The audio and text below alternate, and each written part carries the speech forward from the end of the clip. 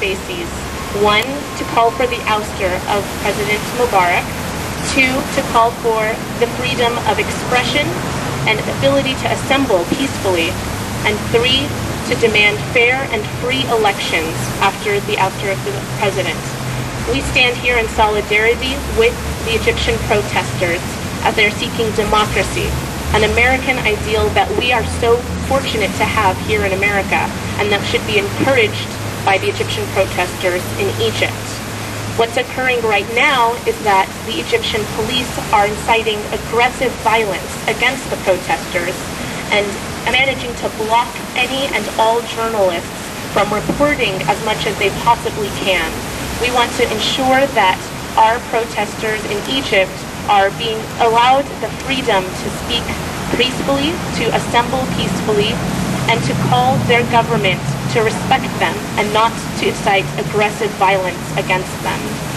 We are joined here by a strong coalition of faith, community, and elected official leaders here today that are joining us in solidarity with the Egyptian protesters who are demanding a value that we so fortunately have, democracy. I'd like to first call up to the stand Senator Steinberg, who will speak up here at the stand. Thank you. Thank you very much, Sarah, for organizing this important event. Today we come together to speak out. Most importantly, it is such a relief to hear that one of our own, UCD Professor Noha Radwan, is safe after the harrowing attack on her in Cairo. I know we're expecting to hear from her ourselves in a few minutes, and we wish her, of course, a speedy recovery. As I look out onto the street behind these cameras, I can't help noticing that there aren't any police in riot gear heading our way. I can't help noticing that there's not a mob of thugs with sticks and pipes heading here to break up this gathering. No attempt to round up reporters covering this event. Because what we're doing here is the essence of democracy. A peaceful gathering of people who want their voices heard, who want to express their points of view without fear of arrest or beatings or harassment simply because the ruling power can't stand the heat of honest criticism. What the Egyptian people want is what we in America have cherished for more than 2 centuries. The freedom to call for change in government. The freedom to make that change through the ballot box. You fight the tough fight for your ideology not with the power of bullets and batons, but with the power of persuasion and policy to make people's lives better.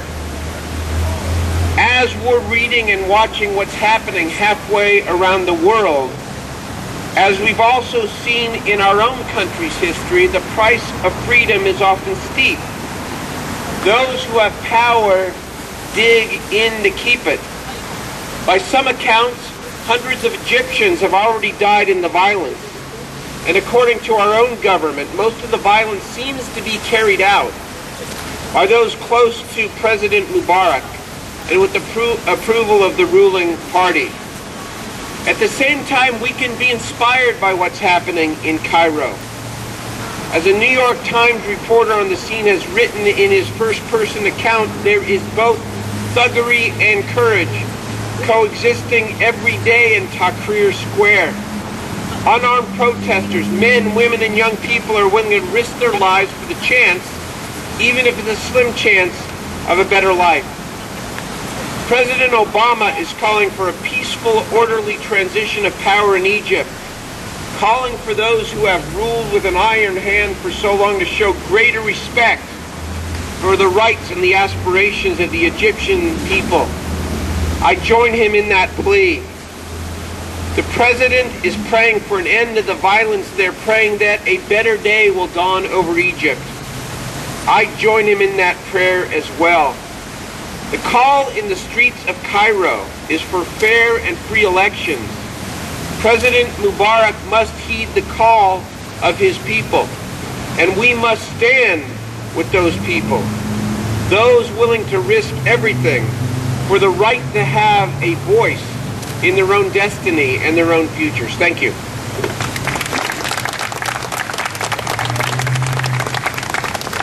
Thank you very much, Senator Steinberg. I now call to the stand to speak Assemblymember Roger Dickinson, who represents the Sacramento District.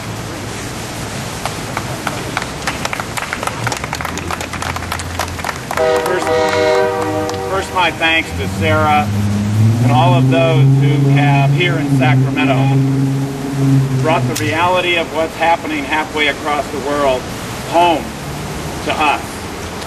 And I'm proud to stand here with my colleague Senator Steinberg and members of the Sacramento community as we speak out on this issue as we are morally compelled to do. The flames of freedom will not be extinguished by the forces of repression.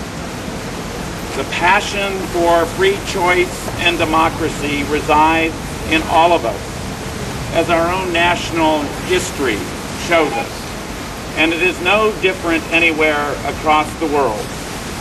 What we are witnessing in Egypt is the long-held desire to be the self-determiners of our own lives, no matter where we are, whether it's in Cairo or Sacramento or anywhere else around the globe.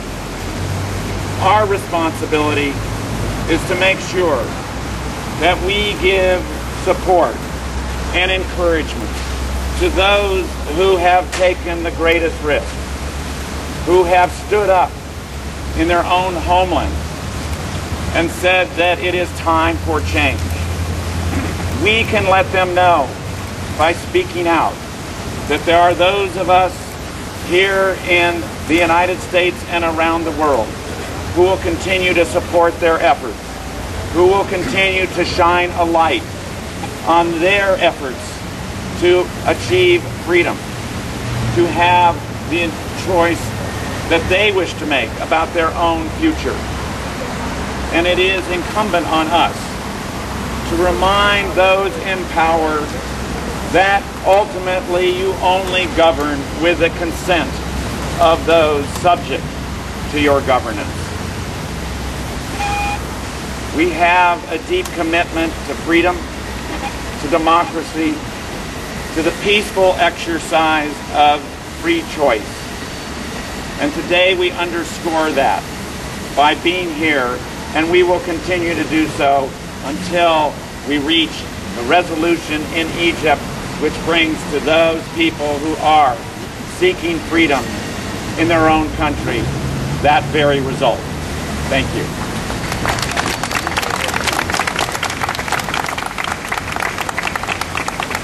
Thank you very much, Assemblymember Dickinson.